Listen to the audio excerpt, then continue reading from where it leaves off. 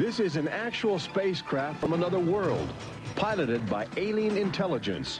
One sighting from tens of thousands made over the last 50 years on virtually every continent on the globe.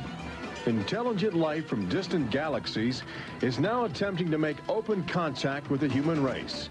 And tonight, we'll show you the evidence.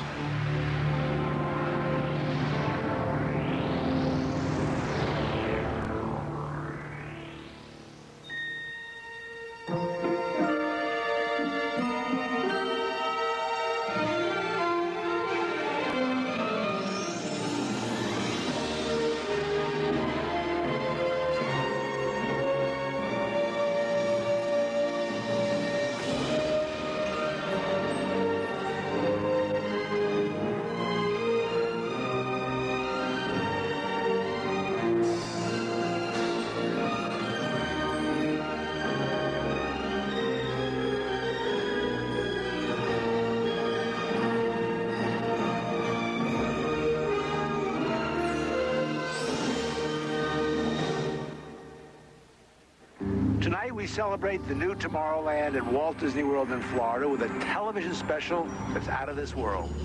Hello, I'm Michael Eisner, head of the Walt Disney Company.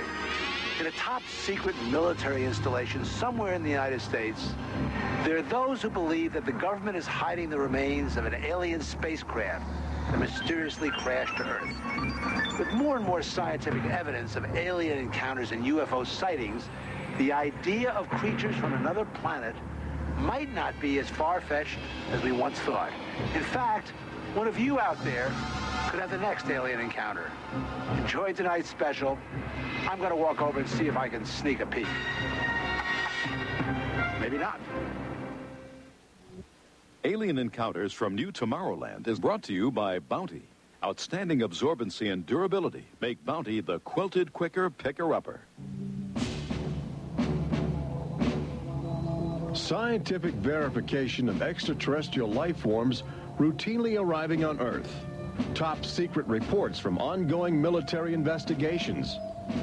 Compelling home videos of alien craft captured within the last few months. World figures who have gone public with their own extraterrestrial experiences. The shocking history of government misinformation programs designed to prevent widespread panic. And personal accounts of those who have been abducted and studied against their will. It's happened to me, it's happened to my sister, and I believe my mother. My son looks me straight in the eyes, and he says, "They took blood out of you, Mama." They don't ask permission, they take you. But it's such an incredible secret, nobody wants to believe it. There is valuable scientific data that would prove once and for all that planet Earth is being visited by a highly evolved intelligence that is not from this world. Wait a minute. I've had enough. Stop it. From beyond the boundaries of our perceptions, intelligent beings are beckoning mankind to join the galactic community. It's an invitation which is both wondrous and terrifying. This is the nature of alien encounters. Mankind has the unique ability to ignore the obvious, especially when the facts reveal a disturbing truth. We once believed the sun revolved around the earth. When Galileo demonstrated the reverse is true in 1634, he was charged with heresy and placed under house arrest for the last 8 years of his life. The charges were later dropped, 342 years later. Now, as we approach a new millennium, mankind is in the midst of the most profound event in history, actual contact with intelligent life from other planets. For nearly 50 years, officials have been documenting routine alien encounters here on Earth. And thousands of people have seen or experienced this alien presence. Yet many others still refuse to acknowledge the obvious evidence all around them. What is it like to be confronted by a creature whose intelligence and skill is far beyond the comprehension of mankind? Would it be enlightening? Would it be an exercise in terror? Or perhaps both? Here in the new Tomorrowland at the Walt Disney World Resort near Orlando, Florida, these concepts are brought to life as guests experience their own alien encounter, a sensory thriller from Disney and George Lucas. We'll give you a sneak preview later in the show. But first, we must prepare you for the future with some shocking insights from the recent past. Alien ships seem to arrive in waves. And if the last few years are any indication, planet Earth is experiencing a tsunami of sightings.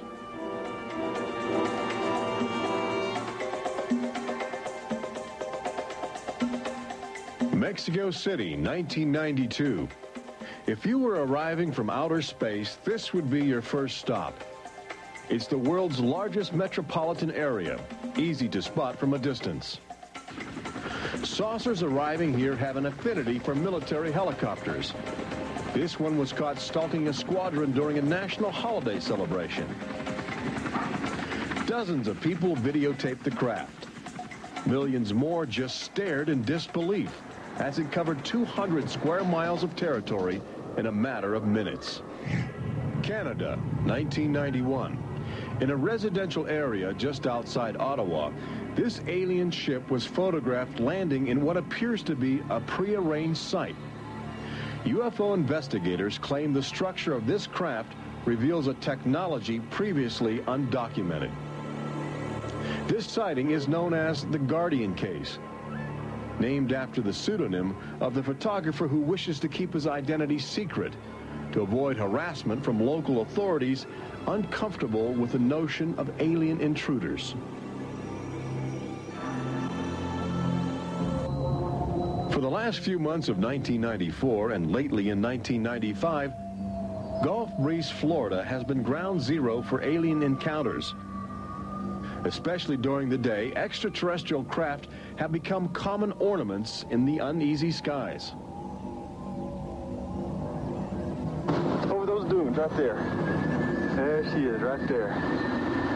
Oh my God. Residents of Gulf Breeze routinely aim their home video cameras at the horizon. More often than not, they capture an astounding alien display. Look, there it is. Right there. Looks like an egg on top and an egg on the bottom. You would think these alien sightings would be front page news.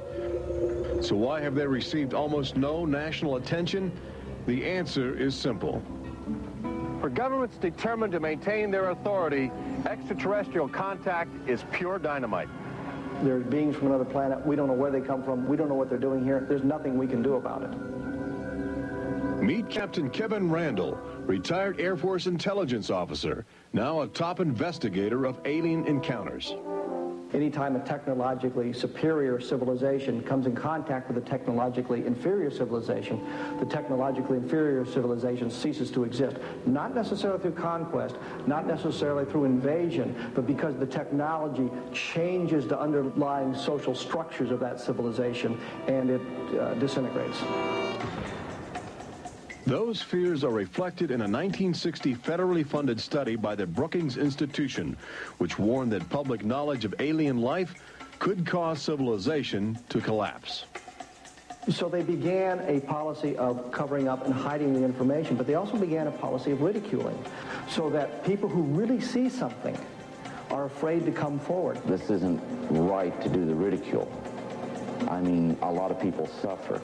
Retired Army officer Clifford Stone certainly suffered after he began private research into the UFO phenomena while still in the service. Well, I was given a lawful order while I was in the military to back off. I refused that lawful order. That resulted in me having to go to be psychoanalyzed, which kind of backfired on my command. But I was actually given a lawful order not to write to members of Congress without first getting it approved through my command, and not to talk to members of the media. Of course, I went out and violated all those directives simply because I felt they had no right, that I had a right. He also has determination. This collection of classified government documents represents years of determined effort by Stone to open the UFO files and offer fresh leads to investigators on the trail of the truth. It is not surprising that this book is making top military officials very uncomfortable. I think that some of the underlying concerns they have is the impact it will have on society as a whole if the information is ever released. But why have aliens chosen to visit our small blue planet? hidden on the distant fringes of an insignificant star cluster? Well, we invited them here. When we return, what is attracting alien visitors to planet Earth? Extraterrestrials take aim on America's military. A crashed saucer becomes a top-secret bombshell. The nation's capital becomes a cosmic crossroads. And later, how Disney Imagineers have designed a way to prepare humans for their inevitable alien encounter.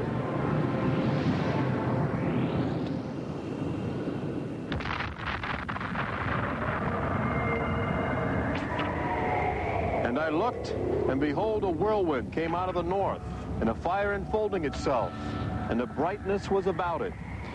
Also out of the midst thereof came the likeness of 4 living creatures. And when the living creatures went, the wheels went by them. And when the living creatures were lifted up from the earth, the wheels were lifted up. For the spirit of the living creature was in the wheels. Ezekiel chapter 1. There have been reports of alien encounters throughout recorded history, often buried in the obscure poetry of mystics. But since the end of World War II, alien encounters have adopted a darker, more menacing demeanor. No longer just spirited lights dancing in the sky, UFOs turn more brazen, announcing themselves with surprising ferocity. Most alien activity on Earth in this century seems to have been sparked by the single most profound technological achievement in human history.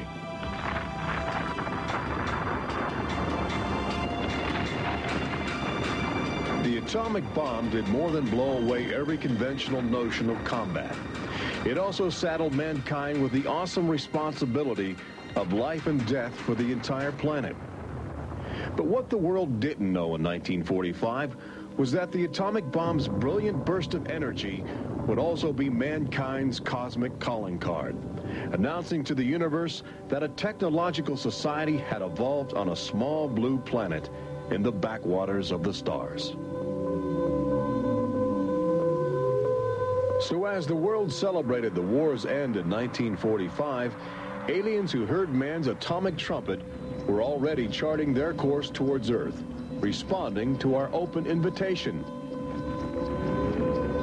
As early as 1947, the large alien ships began to arrive, navigated by living creatures.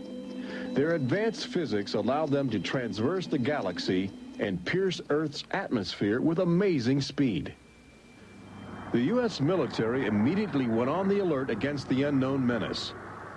Sightings were perceived as threats to the security of an America still reeling from the edgy consciousness of war. And the sightings were taking place all across the country. I glanced up and there were 3 flying saucers in a V with what appeared to be a dome on the top with, I can't be sure, but I believe I saw the sun glinting off of windows or observation portholes of sort. I think it was from outer space, but friendly. Army fighter planes are on patrol for flying saucers. Cameras installed to photograph them. Portland, Oregon, the area from which came the first weird reports. This flying saucer patrol shows how the Air Forces, while not putting too much stock in the mysterious things in the sky, are investigating. The control tower's in touch and on the watch. So are a whole lot of people these days. They're seeing flying saucers everywhere.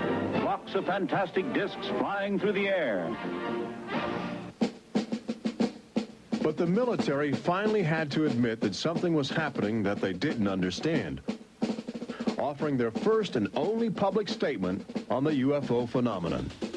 The recent sightings are in no way connected with any secret development by any agency of the United States. They weren't always called flying saucers. Some reports claim they resembled other household objects. The public was fascinated and anxious to make contact. But our official response remained aggressive, sometimes sparking deadly games of high-speed, high-altitude cat and mouse. National Guard Captain Thomas Mantell played that game and quickly became a grisly statistic. His last words, as Mantell soared at an altitude of 20,000 feet, are a chilling commentary on the power of the alien ships. I'm closing in to take